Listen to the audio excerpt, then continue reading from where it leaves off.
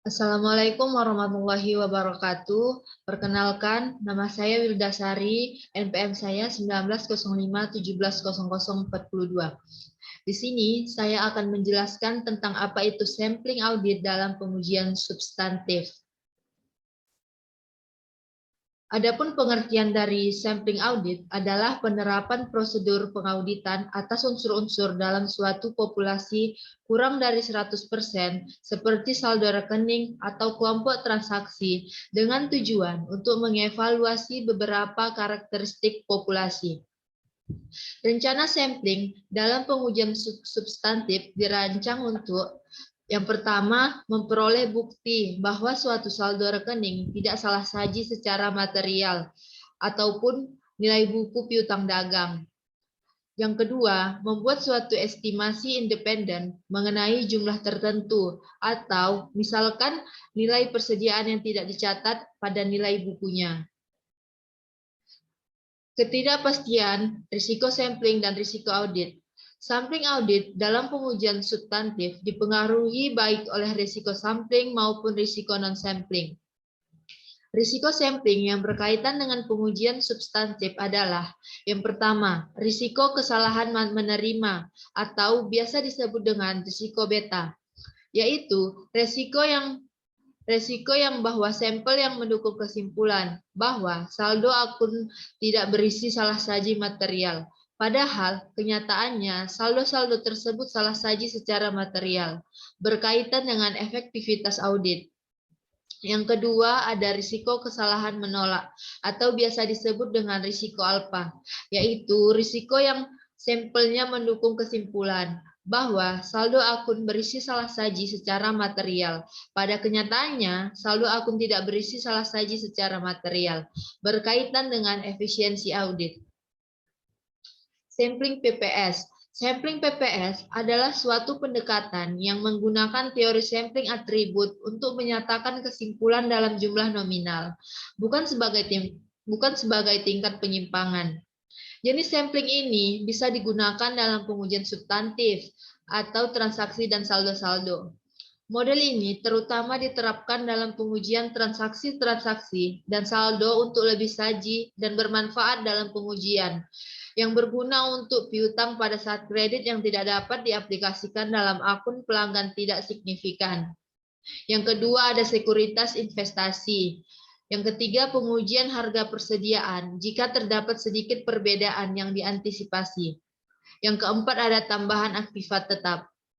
Tujuan utama sampling adalah untuk melakukan estimasi secara independen atas kelompok transaksi atau saldo. Adapun pendekatan sampling statistik. Ada dua pendekatan sampling statistik yang bisa digunakan oleh auditor dalam pengujian substantif. Yang pertama ada sampling PPS dan yang kedua ada sampling variabel klasik. Perbedaan kedua pendekatan tersebut terdapat di sampling PPS didasarkan pada teori sampling atribut, sedangkan sampling variabel klasik didasarkan pada teori distribusi.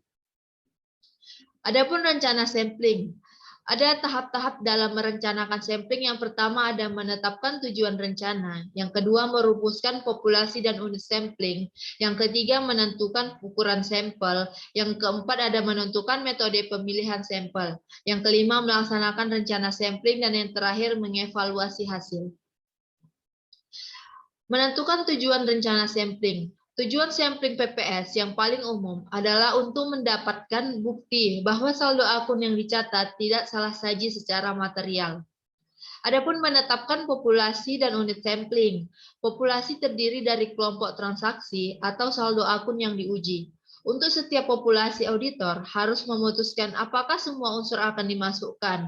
Unit sampling dalam PPS adalah dolar, itu sendiri dengan populasinya jumlah dolar yang sama dengan total dolar pada populasi tersebut. Menentukan rencana sampel.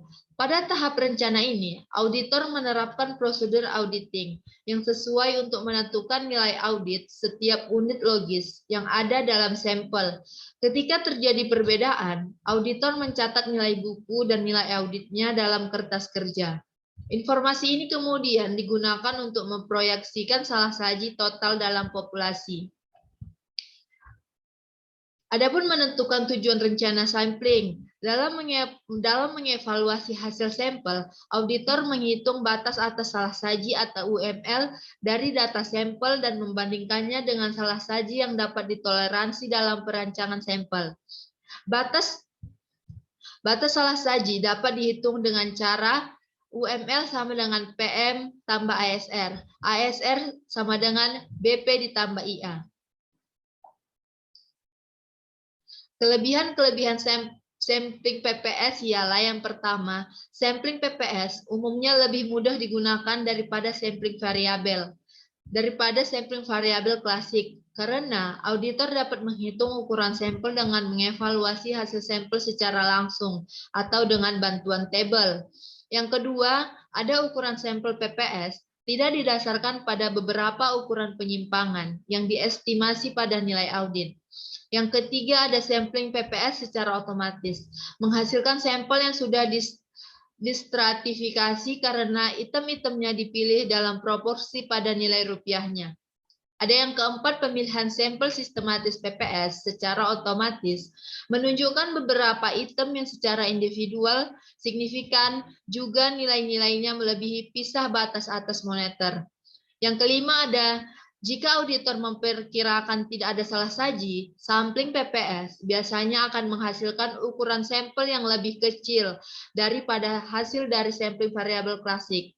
Sampel PPS lebih mudah dirancang, dan pemulihan sampel dapat dimulai sebelum tersedia populasi yang lengkap.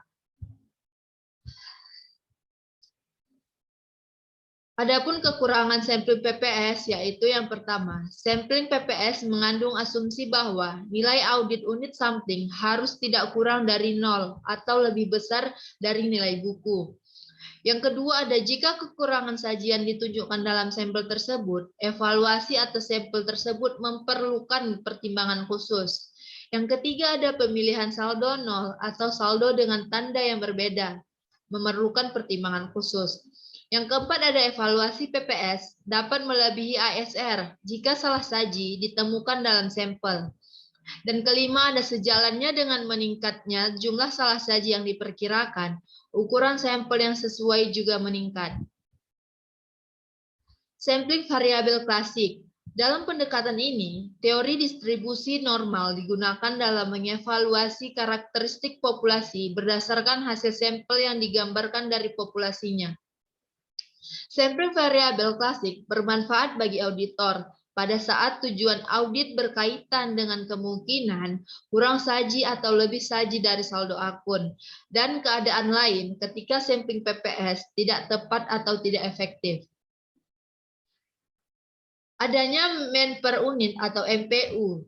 Sampling estimasi MPU mencakup penentuan nilai audit untuk setiap item dalam sampel.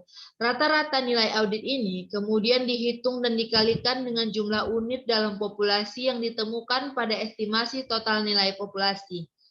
Cadangan risiko sampling yang berkaitan dengan estimasi ini juga dihitung untuk digunakan dalam mengevaluasi hasil-hasil sampel tersebut.